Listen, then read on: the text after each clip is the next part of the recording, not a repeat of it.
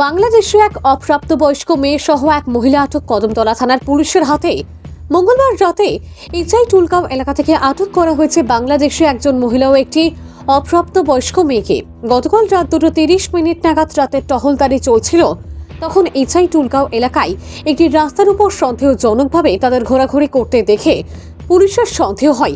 তাদের জিজ্ঞাসা করে জানতে পারে তারা অবৈধভাবে কাজের সন্ধানে ত্রিপুরায় প্রবেশ করে। তাদের কাছে কোনো পাসপোর্ট বা বৈধ কাগজ নেই প্রবেশের।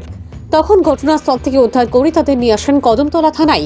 পরবর্তীতে কদমতলা থানার পুলিশ তাদের বিরুদ্ধে সুনির্দিষ্ট থানায় মামলা রুজু করে, যার নাম্বার 81/2024 কদমতলা থানা, এবং তাদের গ্রেপ্তার করে।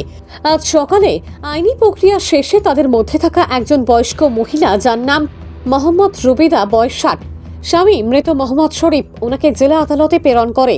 পাশাপাশি বয়স্ক মহিলার সাথে থাকা 15 বছরের অপ্রাপ্তবয়স্ক মেয়েকে আদালতে প্রেরণ করে কদমতলা থানার পুলিশ।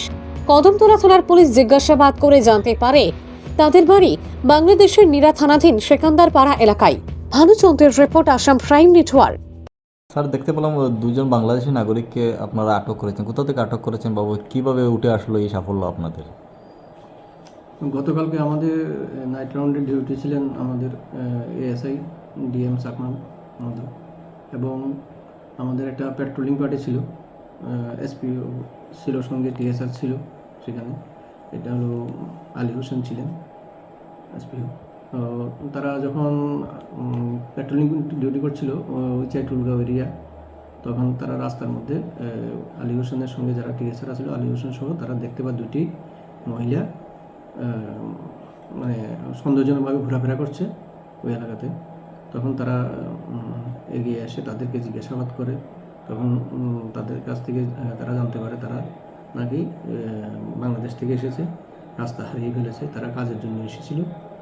তো এবং তাদের এই আসার পথে ভারতের 2-3 জন নাকি যুবক ছেলে তাদের সহায়তা করছিল।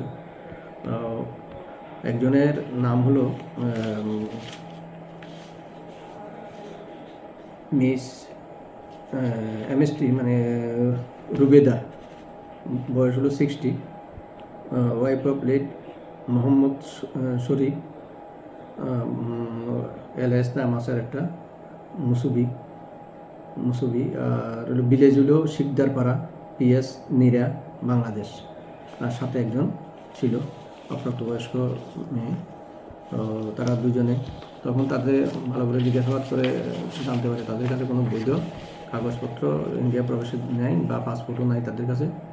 তখন সে নাইট পার্টি, যে আমাদের নাইট রাউন্ড ডিউটি ছিল, মোবাইল ডিএম চাকমা মহোদয়কে ডাকছে যে আমার মনে ঘটনা। তখন উনি সেখানে গেছেন, গিয়ে দেখতে পান তারা দুইজন মহিলা। তখন তাদের আবার জিজ্ঞাসাবাদ শুরু করে। জিজ্ঞাসাবাদে তারা জানতে পারে জানি যে তারা বাংলাদেশি এবং তারা কাজের সন্ধানে অবৈধভাবে ভারতে প্রবেশ করছে।